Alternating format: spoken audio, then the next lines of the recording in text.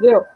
Tá ótimo. Então, tá, eu me apresento primeiro. Eu sou o Christian, tô fazendo um estágio, estágio 2, quase me formando em licenciatura em matemática, e procurei a escola Vale Verde para fazer meu estágio em ensino fundamental, de tal forma que eu fui apresentado à professora Ana Cristina, e para trabalhar com ela nas duas turmas de nono ano, que ela está dando aula esse ano. Né? Então, agora eu vou fazer uma entrevista com a professora que eu estou trabalhando, para constar como um dos trabalhos no meu, no meu tempo de observação do estágio. Então, professora, a primeira pergunta, vamos começar logo de uma forma bem simples, né? O nome da senhora, então, a Ah, apresentação. uhum. Meu nome é Ana Cristina Andrezé Ferreira. Bom, eu tenho então um roteiro de perguntas aqui, eu vou seguir mais ou menos nesse roteiro, mas a gente pode ir seguindo para outro caminho, se assim as coisas pedirem, né? Fica bem à vontade, por favor. Sim, Então, sim. no meu roteiro, a próxima pergunta que eu tenho para ti é quanto tempo tu atuas como professora de matemática já? Olha, eu entrei em 2000, então mais ou menos 20 anos. Mas não no estado, entrei no município de Viamão, quando eu fui passar no concurso de professora hora-aula, e aí eu assumi o estado depois, 2002. Então, o estado 18 anos, mas na prefeitura atua 20 anos. Prefeitura de Viamão, né? Matemática. Mas de carreira eu trabalho desde 1990, que eu sou professora CAT. Trabalhei com os pequenininhos lá, então mais de 30 anos. 30 anos. E nós estamos no mês de outubro, mais ou menos uns 6 meses. E a tua formatura, que ano tu te formaste? Eu formei um ano, a minha colação de grau aconteceu em 98. Só que naquele ano teve greve e a formatura foi feita em abril de 99. E o semestre parece que encerrou em fevereiro, acho que era, ou no final de janeiro, não lembro. E aí, pelos agendamentos, a formatura ficou para a véspera de Páscoa, em abril de 99. Foi na URGS? Foi na URGS. Na URGS. Bom, olhando de longe agora, que observação, críticas poderia fazer, assim, alguma, ou qualquer observação que queira fazer em relação à formação que tu tiveste.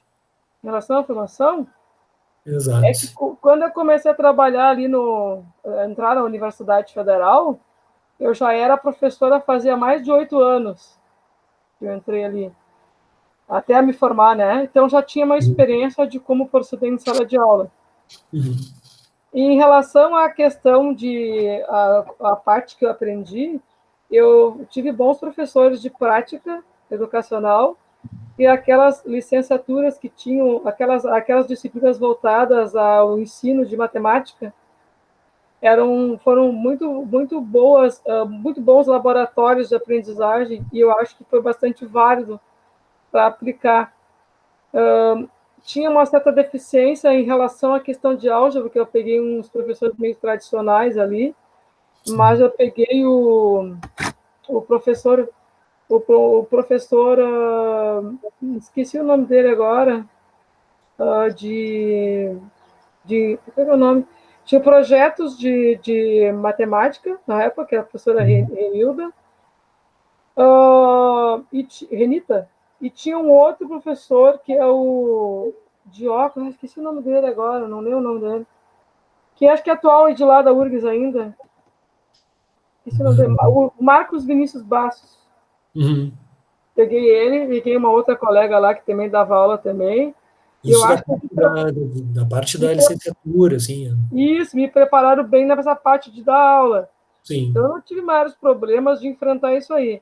sim, A questão mais difícil era associar a parte mais voltada para a questão de cálculos, como, por exemplo, aquela parte de tópicos da matemática superior, que eram sim. cálculos mais avançados, aquela eu tive mais dificuldade nessa parte.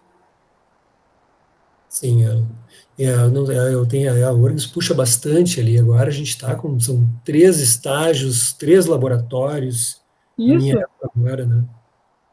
E dá bastante cancha mesmo, né? Te prepara bem. Eu sei que tem aquela questão assim de gente que entra meio cru para trabalhar, dar aula. Não era o Sim. meu caso, mas eu tinha também um módulo que dava aula para mim na época, que ele era um bom professor. E tinha alguns professores que não eram assim muito exigentes nessa área. Sim. E que eu acho que, na verdade, mas eles tinham umas ideias interessantes na hora de colocar para fazer a prática, que eu ajudei muito, a gente participou de muitos projetos. Não fui uma pessoa muito felizarda para entrar como assim a indicada de um professor para ser bolsista, Uhum. porque quando eu entrei na URGS eu tinha que trabalhar um turno e estudar no outro. Sim. Então, para mim, não posso Sim. dizer que seja fácil, que não foi. É Eu verdade. tinha semestre que eu estudava na universidade de manhã, vinha para Viamão trabalhar de tarde, dando aula para os meus alunos lá, e depois eu retornava para ter aula à noite no campus do centro e no campus da saúde. As Foi aulas bastante eram de manhã, complicado. geralmente, né? Era É, de manhã. Eu acho e que eu não sei, tinha. Agora, eu sou aluno do curso noturno, mas na época eu acho que não tinha o curso noturno.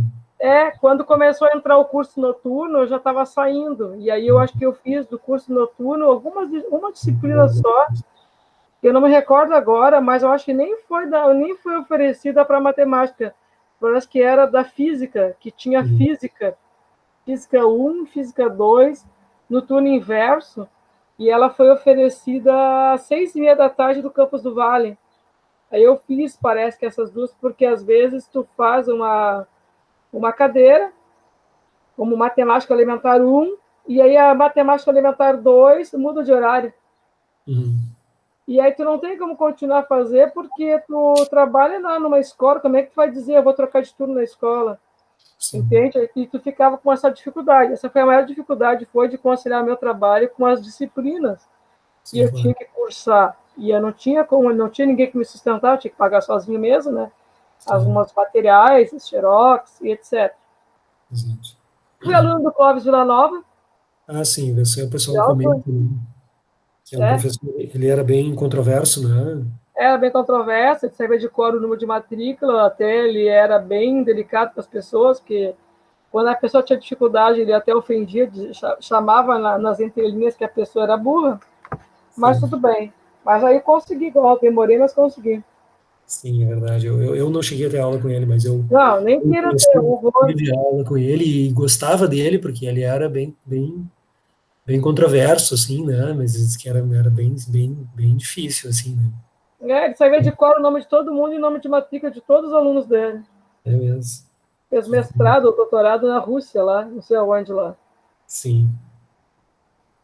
Tá, qual é a outra pergunta, Cris? Bom, essa pergunta é com relação à pós-graduação, se tu fizeste ou se pensa em fazer. Eu fiz pós-graduação na PUC em 2004, Educação, Ciências e Matemática pela PUC. É o Uhum, curso que falava mais sobre a pesquisa. E uhum, aí aquele curso, ele ensinava a gente a fazer alguma pesquisa, mas aí tu tinha que fazer uma pesquisa aplicada à educação. E uhum, aí, junto desse curso, tinha as áreas de matemática, tinha a química, a física e a biologia. Então, a nossa turma tinha vários colegas de várias, digamos assim, disciplinas, né? uhum, E aí eu fiz o meu trabalho, que é o uso do computador como uma ferramenta mediadora para o processo de ensino-aprendizagem. Eu acho que eu tenho ela ali, depois eu te mostro ali.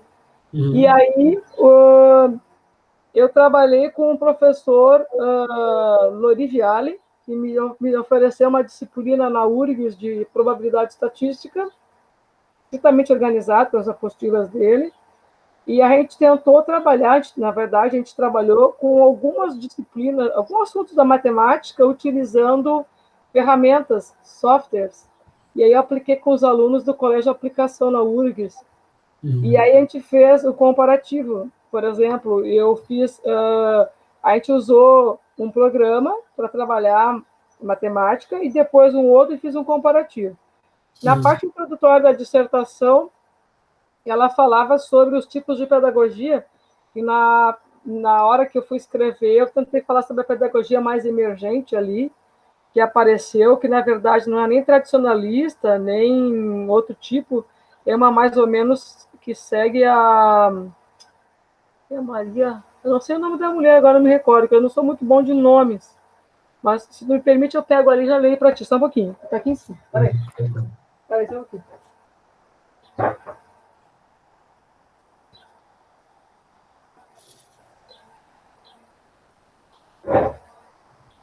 Aqui, ó. Tá aí. Aí. E aí ela colocou, eu colocava várias opções, assim dizendo como é que os alunos utilizavam, como é que eles trabalharam a ferramenta. A gente trabalhou matrizes, usando até mesmo o Excel, e depois a gente trabalhou usando outras interfaces. Aí, uma das pessoas que me chamou minha atenção aqui, que eu utilizei, eu me fugiu o nome, a gente tinha que usar muito Pedro Demo na época, e utilizamos também o Birata D'Ambrosio, e tinha, esqueci agora o nome dela, Pierre Levy, com a cybercultura dele, daí que eu passei aqui o nome da mulher, me deu um branco no nome da senhora, que era o Marcelo Borba também, até o próprio Dalcício, que também trabalhava, a Helena Cury, e a Helena Cury também foi minha professora aí na URGS. O Dario Fiorentini, que falava sobre a questão de pedagogia. E... Meu Deus. Tá. Então, agora não me recordo o nome, mas tem o nome da pessoa que era Maria Cândida de Moraes. É o nome dessa autora que eu seguia, e dizer que o paradigma educacional emergente não segue nenhuma doutrina, nem nada específico, e sim uma mescla de várias. Porque ou tu é muito tradicionalista, ou tu é muito técnico, ou tu é não sei o quê, mas eu sei que a gente, às vezes, quando tu vai dar uma aula, tu percebe que ainda o maior foco que fica no professor é a forma tradicionalista de representar uma aula. Escreve, né, no quadro, explana no quadro, apresenta e bota exemplos. Sim. E às vezes a gente não consegue, às vezes, muito que fugir disso aí, porque como a matéria é muito exata, tu tem que demonstrar, tu tem que provar que a resposta é aquela, não tem assim como tu fazer uma coisa diferente, tipo um teatro, uma música, uma dança, tu tem que sempre ficar, tu sempre vai a mesma coisa, tu pode até botar um filme, uma coisa que já está diferente, ou mandar eles pesquisar, mas na hora de fazer o cálculo mesmo, tu volta justamente para a parte mais tradicionalista. Sim. E aí, usando as ferramentas de informática naquela época, os alunos estavam aprendendo a fazer a matriz inversa, a matriz transposta, somar, multiplicar matrizes, utilizando softwares, né? E aí eles estavam fazendo, acho que o outro era o Implot, se não me engano, não lembro agora o nome deles todos, teria que olhar. E foi bem interessante, bem proveitoso. E a pessoa que foi avaliar a dissertação foi a Vera Clotilde, que dava aula na URGS, não sei se tu fosse aluno dela. Não lembro. Ela era aluna da URGS, então ela foi a pessoa que veio avaliar a dissertação para dizer, para dar a nota dela, o parecer dela, pedir que ela fosse escolhida, porque eu acho que tinha tudo a ver com o fato da disciplina que ela tinha me dado na época e o jeito que ela avaliava de forma diagnóstica. Ela pegava uma planilha e botava um xizinho do lado do assunto que tu conseguiu acertar. E na hora de fazer a recuperação, tu só fazia a recuperação daquilo que tu não tinha acertado. E isso eu acho bastante gratificante, né?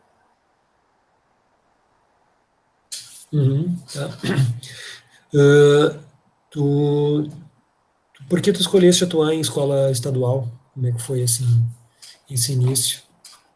É como eu já te disse antes, né? Eu estava trabalhando já dando aula de primeira a quarta série, quinto ano com os CAT, fiz magistério, e eu tinha me identificado ali com eles na hora. E aí, na hora de fazer os concursos, para ficar mais efetivo, eu fiz os concursos de passei e fiquei.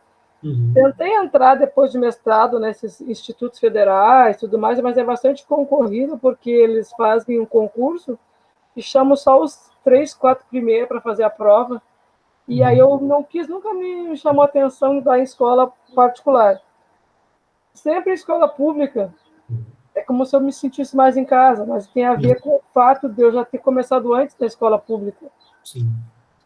Trabalhas apenas na Escola Vale Verde ou também em outros? Na outra escola, Escola Municipal de Ensino Fundamental, Jardim Viamar, aqui em Viamão.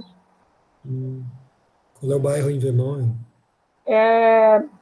Vou pensar, bairro Viamar mesmo. Viamão. Fica perto do autódromo de Tarumã. Sim, sim, Conhece o autódromo sim. de Tarumã? Sim, Ali, conheço. aí tem um trevo de acesso, quando tu está Uhum. saindo ali para em direção a Uhum. 118, tem a Sim. primeira rua à direita, logo que tu vai chegando no trevo, tu desce, a escola fica ali embaixo. Uhum. Bem perto aqui de casa. Ela é Verdade. uma escola mais de periferia, não tem muitos recursos, assim, mas os Sim. alunos são bastante carentes ali. A gente tenta fazer um bom trabalho igual, fazemos projeto interdisciplinar e tudo mais. Uhum. Ali é só fundamental ali. Ali é fundamental, ali eu Uhum. leciono com o sexto e com os sétimos anos. Pois é, essa era a próxima pergunta, né? Que turmas tu possui nas escolas? É o sexto e os sétimos anos, né, nessa escola É. municipal de manhã. Aí eu Uhum. trabalho todas as manhãs, porque eu tenho 5 períodos de 5 dias por semana, 25 horas, né? Uhum. E de tarde eu peguei o sexto este ano e o nono, conforme foi feita a solicitação do Flávio, que ele prefere que eu pegue os mais velhos, já que eles vão sair para o ensino médio. E eu Uhum. peguei os pequenos, porque na verdade tinha uma colega minha, a Ana Janaína, que dava aula para os sextos, e ela ficou muito cansada de dar anos seguidos. E aí eu sou nomeada, então eu trabalho 15 horas, né, com 3 turmas de 5 períodos. E Uhum. agora mudou, não é mais 15 horas, agora a nossa hora-aula é de 12 horas. Então, na verdade, eu teria que trabalhar 3 vezes 4, né? Não, peraí. 3 vezes 4, 12, e mais um, são 13. O outro um é religião, que eu tenho que pegar para fechar o horário. Uhum. Já trabalhei em todas as séries. Eu também já trabalhei no Barão de Lucena, um ano que eu dava aula para o ensino médio lá, que era Uhum. eu tinha os primeiros anos. Isso E aí já vai de encontro à próxima pergunta, que é isso. Conte um pouco sobre suas experiências em sala de aula.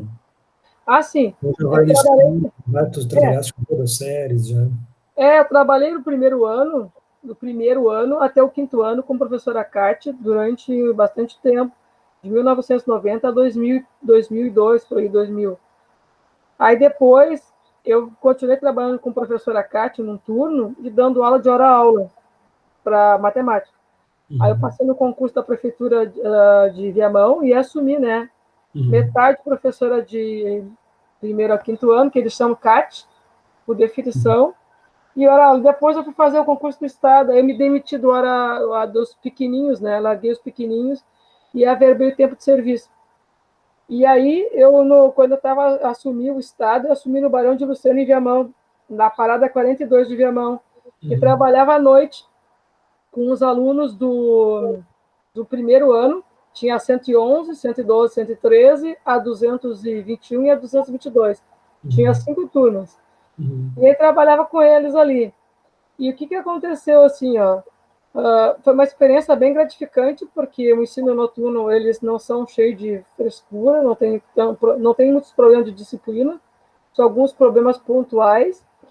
Aí Uhum. depois, exatamente em 2006, por ali, eu trabalhava no colégio Jardim Arterial, mudei de colégio ali, e trabalhava no Barão de Lucena.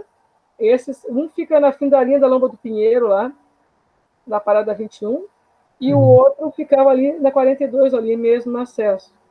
E aí me indicaram para ser diretora. Aí eu fui trabalhar de direção de escola em 2007, 2008, 2009, na escola Jardim Outeiral, nessa fim da linha da Lomba do Pinheiro, e Uhum. trabalhava de noite com o pessoal do ensino médio.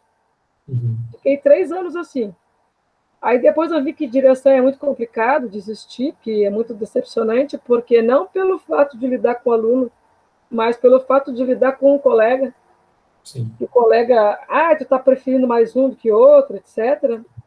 E aí o que aconteceu? Eu saí e fui trabalhar daí nesse colégio Jardim Viamar, que fica aqui perto do autódromo, que a gente se mudou aqui para o Tarumã. E aí de noite eu trabalhava no Barão. E aí não queriam me liberar do colégio, e eu fui lá na 28ª CRE, e consegui pedir digamos assim, saí do colégio e entrei no NTE com a Suziane. Trabalhei, então, na 28ª CRE em 2011, 2012, 2013, como professora do Laboratório de Informática, junto com a Suziane Almeida Toffoli, que é ali do Núcleo de Tecnologia de Gravataí, que atende Cachoeirinha, Viamão, Gravataí, Glorinha, Alvorada. E aí a gente trabalhava dando oficinas de informática para os professores. E trabalhamos vários tempos ali. Aí depois eu me cansei, porque eu trabalhava de manhã dando aula no colégio de Viamão e trabalhava de tarde lá, e tu não tinha como tu estar sempre num colégio e outro lá, porque às vezes a oficina era em Cachoeirinha, às vezes a oficina era em Gravataí, então tu ficava muito na rua, muito, né, andando de um lado para o outro, e aí eu resolvi me fixar ali, aí foi aí que eu conheci o Vale Verde. Aí a gente foi fazer uma oficina no Vale Verde, e eu vi que eles tinham lousa, que tinha um monte de coisa, falei com o diretor e solicitei a transferência. Eles fizeram uma transferência de Viamão, onde eu trabalhava, para Alvorada. Aí eu entrei ali em 2014 e permaneço ali até hoje. Me sinto bem como se estivesse em casa. E nosso grupo é bastante unido ali. Então, essa é mais ou menos uma experiência, assim. Verdade. E aí, nesse meio tempo, eu tentei entrar para trabalhar com o pessoal, esses da faculdade, etc., fazendo concurso, mas não, é muito concorrido e não vi que não deu, não é para mim mesmo, então eu continuei dando aula com eles. Aí eu gosto muito de dar aula para o pessoal do município do estado, porque eu tenho mais o livre-arbítrio de fazer o que eu quero fazer e não seguir a ideia da mantenedora, controla mais. Então, não é preconceito, é experiências que eu tenho de algumas pessoas que tentaram. Bom, seguindo o nosso projeto, como foi o processo de adaptação ao ensino remoto nesse ano? Foi bastante complicado. Primeiro, porque em relação ao fato de lidar com a tecnologia, eu não tenho problema. Mas como lidar com essa tecnologia através de um computador ou de um telefone, fazendo com que tu apresente uma aula sem tu olhar a cara do teu aluno como se estivesse ao vivo, foi bem difícil. Porque no primeiro momento eu não tinha esse quadro que está aqui atrás, né?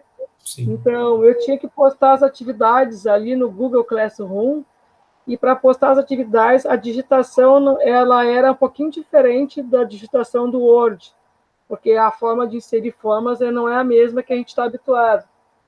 Depois, tu tinha que explicar, aí tinha que fazer um vídeo, e eu sou muito tímida, eu não sou muito, não domino muito essa parte de fazer vídeos no YouTube, tem gente que fala bem e coloca um monte de enfeite, etc. Eu não tenho uma certa dificuldade nesse ponto.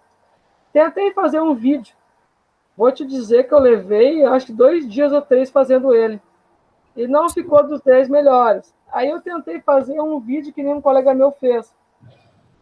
Botava um papel em cima da mesa, mostrava, eu ia escrevendo, explicando, a minha irmã ia filmando, a gente ia virando a página. E coloquei. Aí tu sabe que se demora muito, fica muito grande, não carrega. Aí tinha vários complicadores. Quem nos deu uma orientação melhor foi o Flávio, que ele nos chamou para apresentar a plataforma do Google G Suite, apresentou o Jamboard, apresentou o Classroom, apresentou o Drive, já a gente já usava o Drive antes, mas apresentou ali como é que faz a gravação do Meet, explicou como é que tu usa o Jamboard, explicou tudo. Isso foi rápido ali ou demandou uma semana? Ele apresentou para a gente numa tarde, ele chamou as pessoas em grupos ali, vou te dizer que ele levou umas 4 horas explicando. Não, eu digo assim, desde no momento da crise ali, no momento que paramos. Foi assim, ó, em março de mais ou menos ali, no dia 19 de março, a gente já sabia que não ia poder ficar mais em sala de aula, que teria que. Então, eu já tinha mandado o material, já tinha impresso o material, entregue para eles em mão antes de sair da escola. O segundo lote de material, eu mandava para ele, para o Flávio, e ele botava no Facebook as atividades. Eu não vou te mentir, eu cheguei a enviar 3 arquivos para o Facebook. 3. Fora aquele que foi uma folha presencial. Logo em seguida, já estava chegando no final, porque essas 3 atividades, elas eram, como faltava só 12 dias para acabar o mês de março, naquela mesma semana, na semana seguinte, ou na outra, não me lembro, ele chamou a gente para uma reunião. E ali ele apresentou a plataforma. E ali eu comecei a ensaiar minhas aulas, escrevendo as minhas aulas e postando dentro da janela, porque o primeiro desafio é tu criar as salas de aula. Fui eu que criei as minhas salas de aula.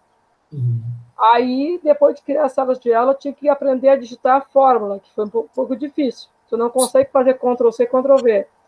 Depois de fazer isso, eu me deparei com a questão de como corrigir. Eu não tinha como corrigir e explicar. Eu tinha, né? Aí eu fiz esses vídeos de correção que eu te falei, que eu botei na mesa ali explicando. Aí depois, fui assim todo mês de abril. Aí conforme tinha algum aluno que me perguntava ou tinha uma dúvida, eu fazia uma videochamada para eles ali, explicando para eles. Depois eu escrevia uns cartazezinhos e ia explicando, né? E fazia uma filmagenzinha sobre eles. Aí eu falei com a minha diretora da escola de Viamão e perguntei para ela se não tinha como o marido dela vende material escolar me arrumar um quadro. Aí ele me vendeu esse quadro que tu vê aqui atrás de mim. E eu peguei esse quadro e comecei a fazer a correção. Aí quando chegou maio, o governo do estado suspendeu as aulas, dizendo que era como é que se diz, férias, a metade do mês de maio, e a outra metade de suspensão das aulas. Para nós foi um baque. Eu já estava engajado ali fazendo tudo direitinho, já estava me organizando tudo, ia fazer a estreia do meu quadro, tive que parar tudo, aí voltamos em junho. Aí em junho a gente segue dando aula normal, desse mesmo estilo que tu viu, colocando na plataforma, apresentando, corrigindo no quadro, gravando. No primeiro momento eu não gravava, porque eu entrei nas salas de aula com a minha conta particular do Gmail, e quando tu usa a tua conta particular do Gmail, tu não tem como gravar a aula do Meet. Só vai gravar a aula do Meet se ela for fazer uma conta for Education. E essa conta ele tinha feito, mas eu entrei com o meu endereço errado. Aí agora a gente migrou para a plataforma nova, né? E tu sabe bem que deu problema que tu tinha que ter uma senha, um nome para te entrar ali naquela parte. E aí nós migramos para a plataforma normal. Paralelo a isso, a gente fez muitas reuniões através do Google Meet, explicando, elencando o que é mais importante, e o meu supervisor sempre dando sugestões de atividade, dizendo o que a gente tinha que fazer, como é que a gente podia usar para cada área, e criou grupos separados, o grupo de cada área, matemática é um grupo. Aí ele colocava algumas ideias e dava sugestões, e sempre chamando a gente ali para dizer, olha, como é que tu tá assistindo bem, o que está faltando, dando apoio e suporte.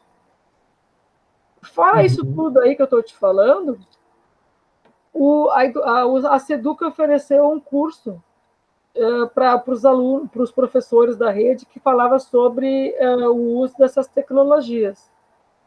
E aí ficou assim, ó, nas entrelinhas, faz quem quer. Aí eu segui fazendo. E ali eu aprendi a fazer um pouquinho também de olhar alguns jogos ali do World Wall, eu botei para 62 e para 62 só. Ou como fazer algumas aulas invertidas, algumas sugestões interessantes de sites e tudo mais. Eu vou te dizer bem sincero, algumas coisas a gente não tem tempo de fazer, porque é toda hora o telefone toca para te perguntar alguma informação. Senhora, não entendi, senhora, como é que faz aquilo? Senhora, então eu tenho que fazer tal coisa. Eles estão sempre perguntando para ti toda hora. E a gente tem que também organizar um horário para fazer as respostas de perguntas e de dúvidas, que é no turno inverso. Então, lá no outro colégio da manhã, eles têm que postar todas as aulas através do WhatsApp para minhas 5 turmas. Então, não é só eu que posto, quem posta são todos os outros professores. Então, fica muita informação, tu tem que catar para ver qual atividade que é a tua. Então, eu acho bem interessante esse ponto. E no Vale ali, no Vale Verde, onde tu faz estágio, a gente tem um contato mais próximo dos alunos ali, e parece que a gente não perde tanto o vínculo, apesar de ter alguns alunos que não estão assistindo a aula por N motivos. Posso te dizer porque por preguiça ou até mesmo por problemas financeiros de não ter um telefone celular, ou porque está trabalhando, o pai e a mãe se ficou desempregado e alguém tem que se virar, então tem esses fatores todos, a gente não tem todos. Mas a gente tem a vantagem de gravar a aula, colocar lá, eles assistem, tem 5, 6 alunos que estão mandando atividade, mas que não estão assistindo aula, mas que estão fazendo. Então, eu acho que essa é a diferença, a gente tem esse ganho nesse ponto. Sim. Sim, tu me relataste, tem alunos que aproveitam o domingo de noite, né, às vezes Sim, para... fazem as coisas domingo de noite, e eles te mandam, tem um garoto que trabalha durante o dia todo ajudando o pai, a mãe, e ele vai fazer atividade de noite, então a gente sabe que está trabalhando, que a gente, então, né? Mas a Sim. gente sabe que a gente está tentando fazer o melhor que a gente pode em relação a isso. Próxima pergunta é no mesmo caminho, nós já estamos respondendo ela. Conte como está sendo atuar no ensino remoto. A gente já estava explanando sobre. Eu vou te dizer que no início eu fiquei meio assim, temerosa, assim, que, pô, tu tem que te mostrar, tem que gravar. Onde é que vão botar esses teus vídeos? O que vão fazer com esses teus vídeos? Sabe? Fica meio sem graça, e tem coisas, às vezes, que tu tá fazendo, tu erra um sinal, aí tu pede desculpa, então é complicado ali na hora de tu fazer isso aí. Sim. É um pouquinho, assim, constrangedor, já aconteceu de faltar luz, eu estava dando aula, já aconteceu de cair a internet, tu tem esses problemas que acontecem, é bastante difícil. Mas eu acho que a gente cresceu bastante em relação a isso, porque a impressão de que eu tenho é que agora, daqui para frente, ali, a gente não tem como ficar livre da tecnologia. Sim. Ela já automaticamente, é como se eu já absorvesse parte daquilo na minha prática, e eu não sei o que seria se eu tivesse fora dela, se eu não estivesse usando ela. Como é que eu seria? E lá no Vale a gente tem a lousa digital nas salas de aula, então a gente abria a lousa, escrevia na lousa, botava, às vezes botava o nosso pendrive, abria a aula, puxava lá alguma coisa da internet, então a gente já está meio em contato com aquilo ali, então a gente já está bem assim, né, voltado para essa parte teórica. Sim. E eu acho que eu estou melhorando nesse aspecto, poderia melhorar mais, mas é como eu te falei, né, a gente precisa também ter um pouco de tempo para poder estudar, se aprimorar das coisas ali, dos conhecimentos novos que temos. E tem um tópico muito bom que eu queria trabalhar mais, que eu não consegui ainda trabalhar bem, que chama sobre a gamificação, que é fazer algumas atividades de matemática através de jogos. Assim que o aluno clica e responde, né? Então eu queria estudar um pouquinho mais disso aí. Eu me inscrevi num curso para fazer, só que aí agora tem que esperar a próxima turma. Minha turma é a segunda turma. Eu não sei quando vai começar a segunda turma, mas é bem interessante. Então, requer aprimoramento, paciência, dedicação e bastante tempo. Bom, próxima pergunta, já também tratamos disso, né? Quais dificuldades apontarias para o desenvolvimento do ensino remoto? A dificuldade é assim, ó. Primeiro, a conexão de alguns alunos, né? A Sim. conexão não é muito boa, não tem um aparelho adequado, compatível. Sim. Aí o Estado forneceu aquela conta da internet gratuita para eles, que eles têm que entrar com a conta do Educar. Sim. Segundo ponto, é a questão mais assim os analfabetos digitais.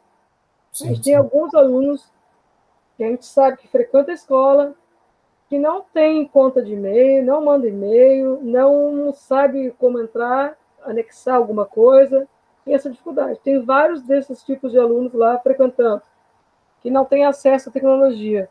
Às vezes até tem acesso, mas ele sabe postar uma coisa lá no Facebook, no Instagram ou em qualquer outro lugar aí social aí que tem, mas o que diz respeito à aula não é interessante, né? Ou não tem, ou não domina, ou não sabe. Trabalho que eles têm em digitar fórmulas, eles não digitam. Por isso que eu abri a exceção ali para eles tirarem foto do caderno e colocar. Eles não têm como digitar. Eu tenho 5, 6 alunos que digitam as fórmulas e colocam lá bem direitinho, de cada turma, mais ou menos, em média. A questão mesmo da pandemia, que trouxe esse ensino remoto, a ativa, me lembrou também do ponto seguinte, assim, ó, famílias que têm um aparelho de telefone, que tem que compartilhar com os filhos, às vezes divide, hoje tu usa, outro dia tu usa. Sim. O desemprego também. A Sim. pessoa teve que otimizar ali, não tem como gastar muito, está pegando folhas. Tem um grupo de pessoas que pega folhas e manda as folhas para mim ali. Eu vou buscar no colégio. Então, esses são os pontos de dificuldade ali que temos. Sim. Fora isso, a gente tem um aluno malandro que também não quer participar da aula, que é um outro complicador, que a gente tenta chamar ali tudo e que, não vou fazer porque eu não quero, sabe? Que tem essa questão ali. Então, as dificuldades elas são de várias naturezas. E uma delas que me chamou a atenção também é de fator assim, de doença mesmo. Alguns alunos estão com depressão, estão chateados ali, estão, sei lá, eu só em casa, não conseguem ver, socializar com ninguém, ficam Sim. deprimidos, e tem 3 alunos que desenvolveram a síndrome de pânico, que não estão conseguindo. Então, Sim. tem um deles que é da 92, que eu me lembro ali, que é a Isabelle Aquino, que é uma das alunas da 92, que está assim, e uma outra, a menina essa que saiu aí, a Fernandinha, a última.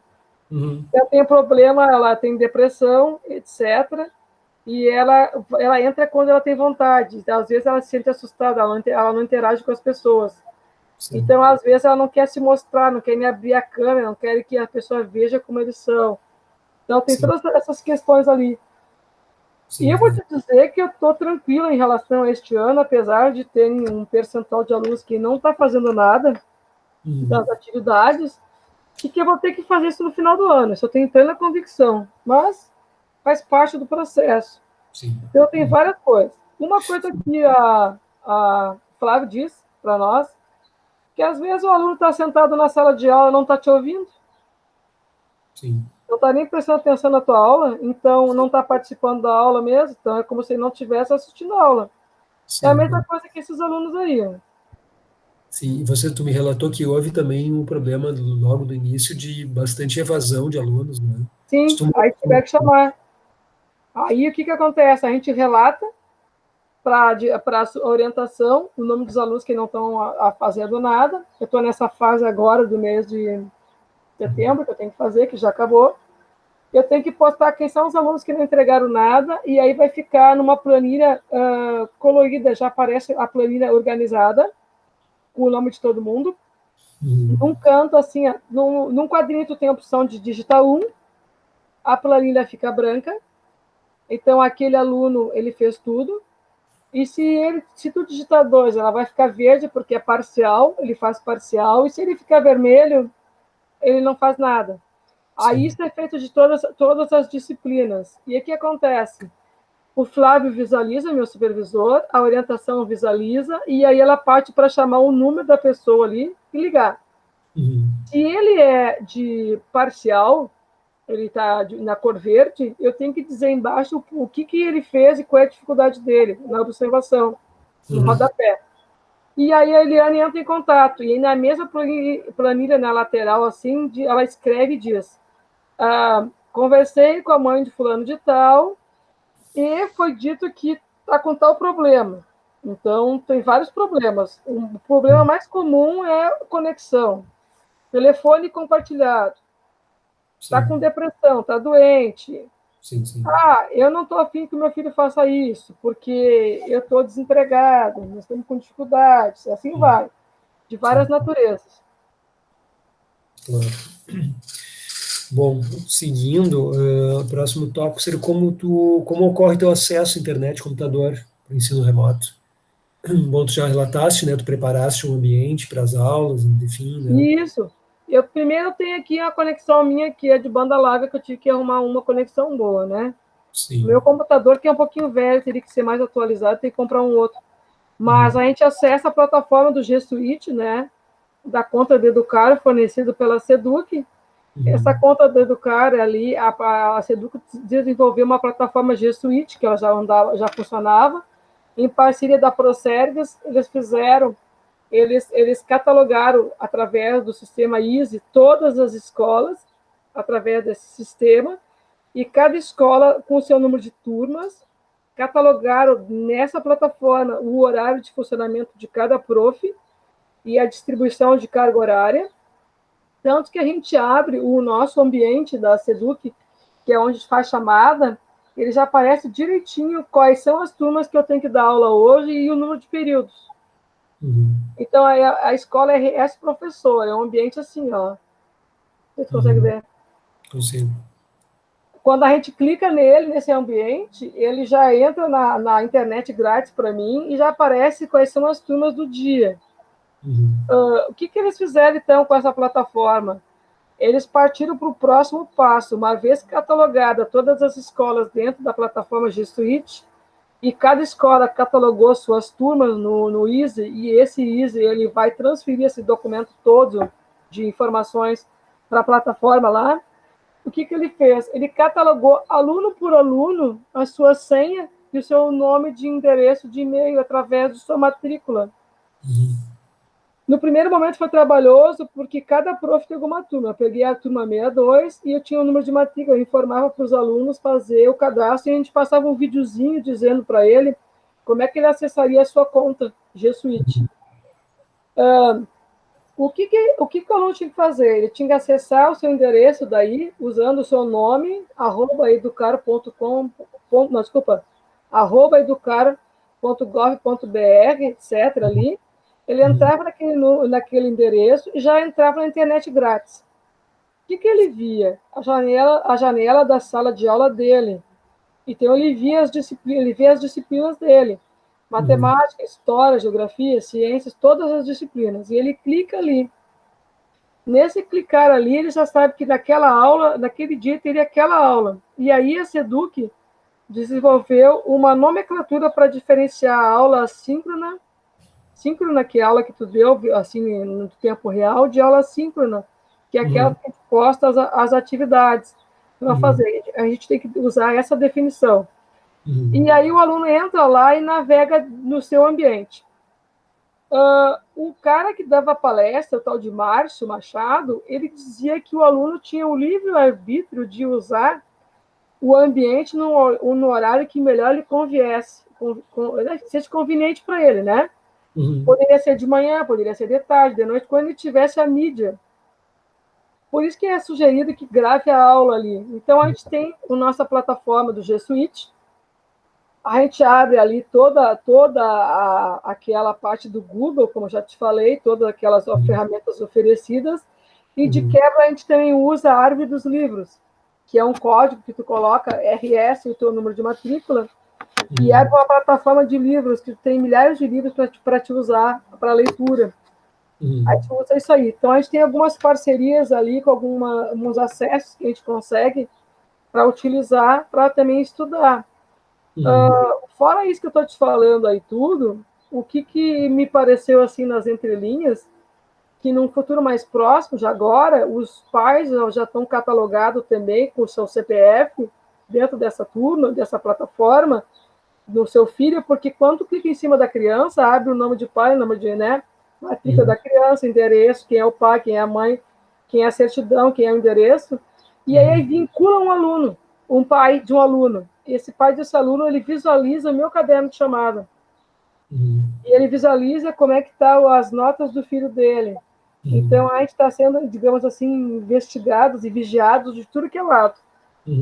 Pelo sistema e pelos pais. Se eu postar uma nota, o paizinho vai saber que o filho dele tirou aquela nota e vai me perguntar por quê. Então, as coisas estão bem, assim, evoluídas e eu diria também bem vigiado o sistema, né?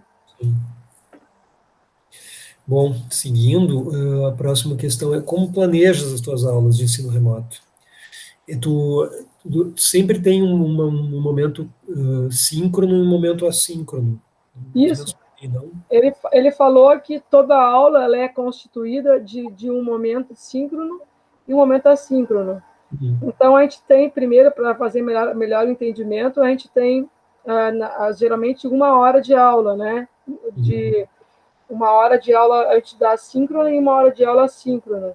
Então, por exemplo, a turma de hoje, a 92, tinha 2 períodos. Então, ele pede que divide metade explicando, usando a videoconferência do Meet, e a outra metade, digamos assim, fazendo atividades. Então, eles desconectam e eles vão trabalhar separadamente, e eu fico à disposição pelo WhatsApp para tirar dúvida. E aí, na hora de planejar, eu tenho que pegar, eles fizeram um currículo adaptado, que é do ensino híbrido, que eles fizeram para a gente, dizendo quais são os conteúdos que a gente tem que trabalhar com os alunos. Esse conteúdo foi reduzido e foi enviado pela SEDUC, e a gente trabalha dentro desse conteúdo. Aí eu tento fazer o quê? Organizar a aula de uma maneira mais assim, a teoria, exemplos, exercícios, correção. Então, aí como tu fizeste hoje na tua aula, apresenta a teoria, coloca um exemplo, depois deixa os exercícios, na próxima aula corrige e apresenta outra matéria. Aí, nesse vai e vem aí, que a gente está fazendo, eles estão postando as atividades, geralmente com uma semana de antecedência. Caso aconteça um problema, algum imprevisto, a gente amplia o prazo ali para fazer mais. E o aluno também pode entregar atrasado a atividade ali. É permitido que ele entregue atrasado ali.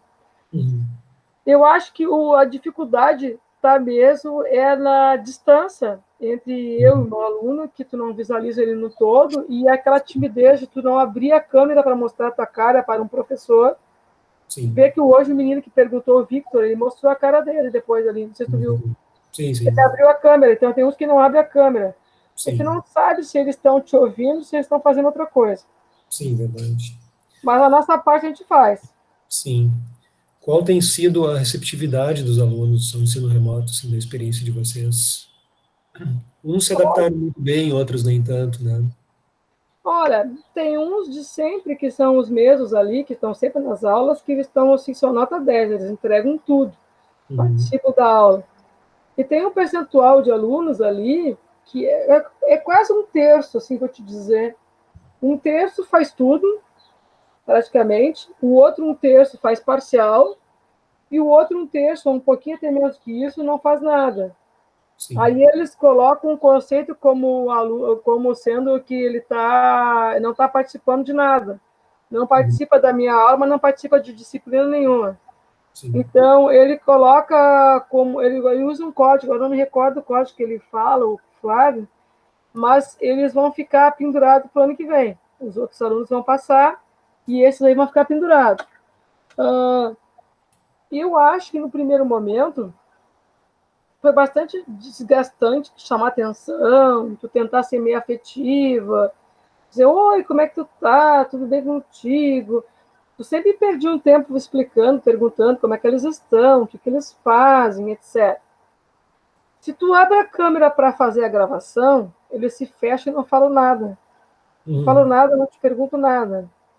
Agora, eu acho que está difícil, não só para nós, Cristian, mas como para todo mundo em qualquer setor. Eu noto assim que o pessoal está mais frio, assim, mais assim temeroso, mais afastado, não muito preocupado, sabe? E o colega falou aquela frase que eu te disse aquela vez na aula: quem não fizer atividade vai ter que fazer em dezembro. E eu acho que com essa frase que eu falei outro dia chamou a atenção de uns alunos que até então não vinham na aula. E começou a aparecer, por exemplo, o aluno Alan era um que estava distraído, o Cláudio estava meio afastado, o outro menino aquele, o Liedson, está vindo. Tem mais uma outra pessoa que apareceu ali que está entregando atividade, que é a Bianca, não assistiu ela, mas está fazendo. O Juliano também teve problema. Então, tem uns que estão vindo, acho que eles estão espalhando entre eles. E, ó, chegando o momento, né? Senão não vai dar. O Flávio fez 2 reuniões, até mais de 2, 3 com eles. Ele está sempre motivando, ele diz que ele quer que eles parem, falem com ele, digam o que está errado, o que pode ser melhorado, e fez várias reuniões assim. Na última reunião que ele fez sobre este assunto, eles se reclamaram que era muito demorado as aulas de videoconferência, e que eles estavam se sentindo muito cansados. Aí, por sugestão dele, ele pediu que a gente fizesse metade. Entendeu? Por isso que eu te falei para a tua aula fazer a metade, porque foi solicitado pelo aluno. Sim. Às vezes não tem a conexão. Agora é o meu irmão que assiste a aula, só eu estou saindo, sabe? Sim. Então tem esse problema ali. Sim. E eu acho que nós estamos conseguindo um número maior, sabe? Não posso te dizer que poderia ser melhor, mas já aumentou bastante de abril para cá. sim. tínhamos um retorno maior. Tá bem. O próximo tópico seria essa questão, tu já trataste disso um pouquinho, o relacionamento dos pais, com os pais durante agora a pandemia, né? Tem uns que É, estão em cima, tem outros que estão nem aí, outro... é, tem uns pais que são bastante participativos, eles mesmos te mandam uma mensagem pelo WhatsApp para te perguntar como é que está meu filho, está entregando as atividades, está fazendo tudo, respondem ali. Até então, no início do ano ali, quem tinha conta às vezes de Gmail, as contas de Gmail eram contas dos pais. Os Uhum, pais, então o aluno entrava com a conta do pai para poder entrar na aula. uhum, Agora ele tem a conta particular deles, desse educar.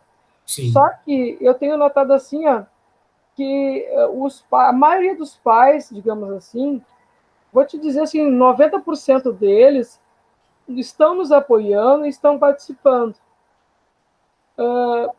10% são aquelas pessoas que acho que não faziam, se tivesse aula presencial, vai fazer primeiro diferença. estariam se importando, entendeu? Se o filho está ali, não está ali, não está assistindo. Sim, Então, a gente tem alunos, por exemplo, ali, que o pai, ele responde a mensagem do WhatsApp perguntando se meu filho está fazendo tudo, como eu te falei, uhum, e é o mesmo pai que participou do conselho de classe e que ficou sabendo que o filho escondeu que não está fazendo atividade nenhuma, que está atrasado em uma disciplina. Por exemplo, a, a Agatha, que assistiu a tua aula hoje, ela fazia português e outras matérias e não fazia matemática. Aí sim, agora ela começou a assistir porque a mãe ficou sabendo que ela não estava assistindo a minha aula. sim, Então, a gente dá um jeitinho de falar entre nós e avisar. Então, através daquela planilha que eu te falei, a gente informa e eles entram em contato com os pais ali. E a Eliane, que é a orientadora, manda para mim uma mensagem dizendo: Ah, falei com o pai do fulano e o pai do fulano disse que vai pedir para o filho fazer atividade e que vai entrar em contato contigo. Aí passa um tempo, o pai me liga e me pergunta: Ô, sim, professora, tá mal, meu filho não fez tais atividades, o que ele tem que fazer? Aí eu vou lá e passo a mensagem dizendo o que ele tem que fazer e oriento.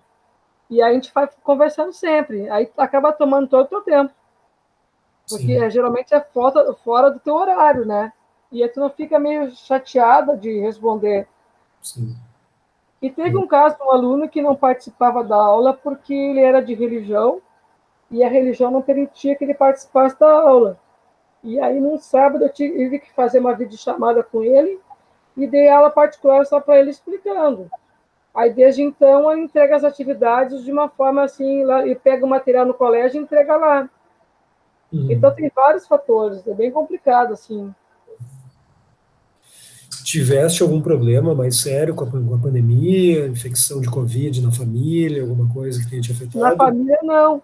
Na família do Covid eu não tive. Eu tive só um problema que, em julho desse ano, eu estava fazendo pilates lá onde eu faço, e Uhum, recebi uma ligação que a minha mãe tinha caído e desmaiado no chão, em uhum, julho. Lá no dia, acho que foi 8 de julho ou 7, não lembro. E aí eu tive que vir para casa correndo, pegar ela e levar ela no hospital. E aí uhum, lá ela ficou abaixada, que ela bateu a cabeça e ficou com um roxo bem que assim em cima, que assim do olho, que assim, mais ou menos. E lá ela ficou, Cristian, 8 dias no hospital. Aí eu não tinha como dar aula. Aí foi meu problema em julho. Passei uma semana sem dar aula. Eles tinham umas atividades para fazer que eu tinha colocado de uma semana anterior e eu não conseguia corrigir. Aí uhum, a direção botou lá uma informação de que eles tinham que seguir com as atividades que estavam lá na plataforma e que depois que que a mãe da professora voltasse, que ela estaria dando as aulas dela. E aí eles mandavam mensagem para mim no hospital, que eu ficava de noite com ela, eles mandavam mensagem para mim dizendo: como é que está sua mãe? Sua mãe melhorou? Sua mãe está sim, bem? A senhora como é que está? Sabe? Todos preocupados. Aí sim, foi um claro. contratempo que eu tive, acho que foi de uma semana. Uhum, Mas eles perderam mesmo, foram as aulas da quarta-feira, que eu não tinha material para postar, que eu não tinha como fazer, é da sexta. Aí uhum, depois virou outra semana, já tinha material para fazer. uhum.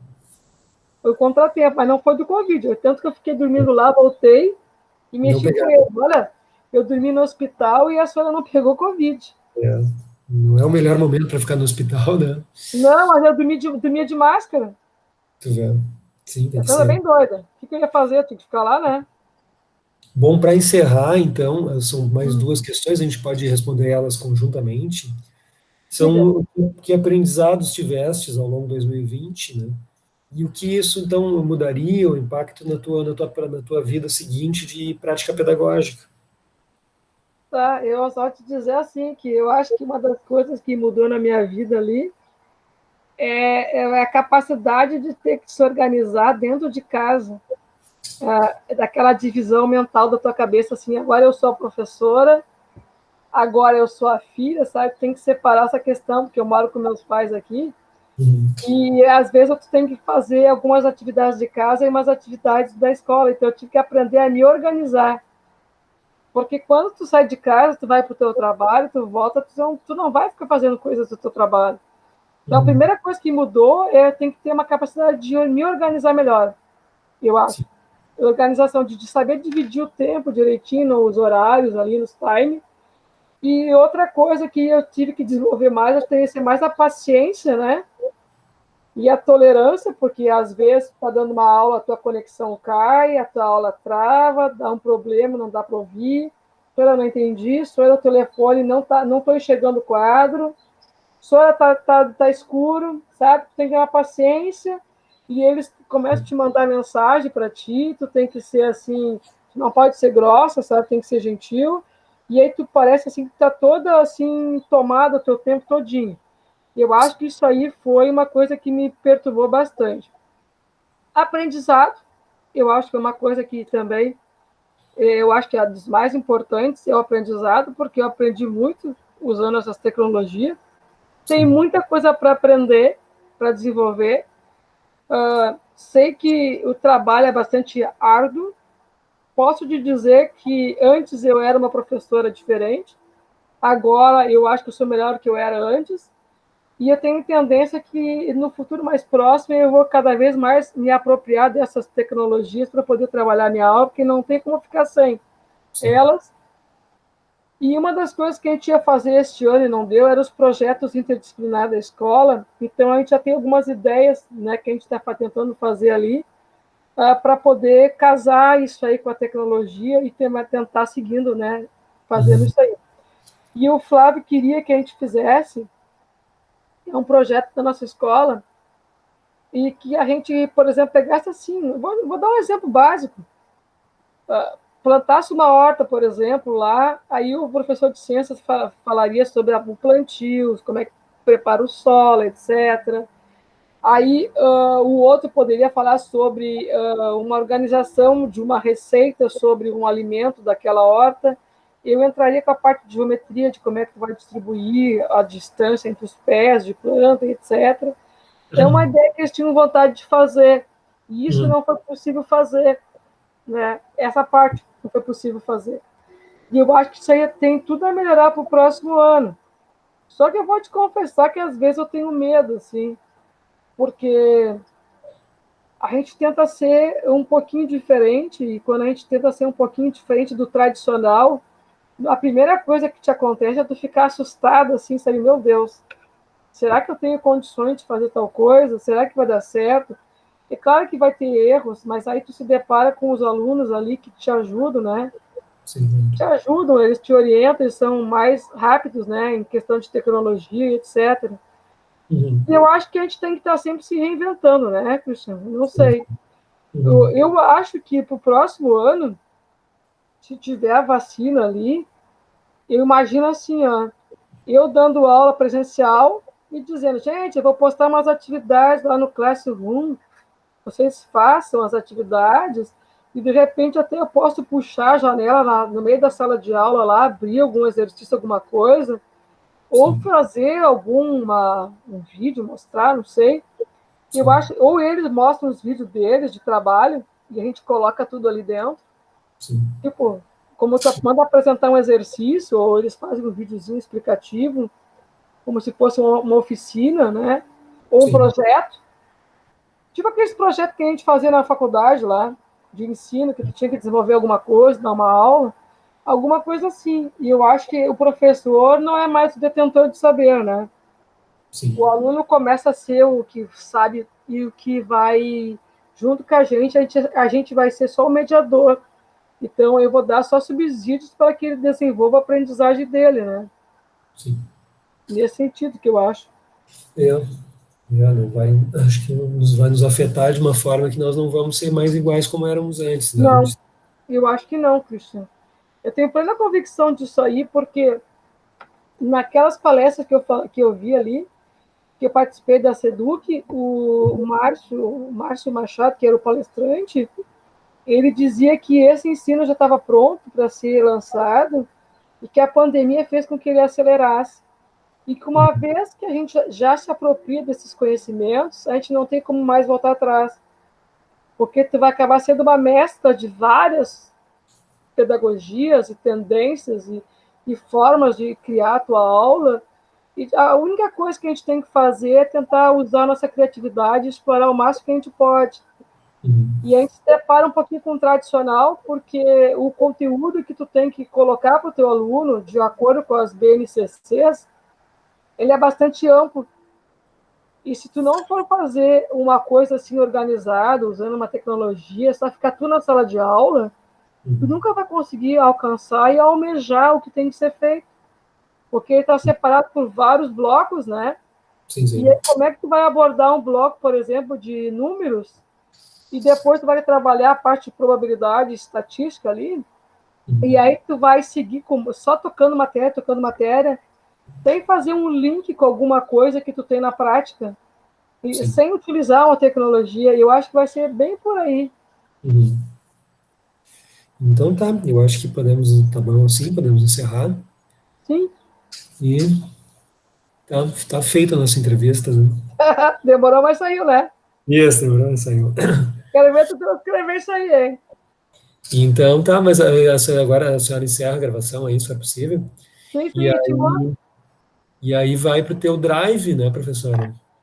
E aí Ô, depois a Christian, senhora. mandou para mim o teu e-mail ou não? Eu não Não. lembro. Eu mando agora meu e-mail particular para a senhora, ou pode mandar para o próprio esse do Educar, e aí a senhora me manda o link Pode ser. Mando para ele, então. do Educar, fica ali para mim, né? Tá, vou mandar. Vou encerrar aqui, então. E Só não aí sei depois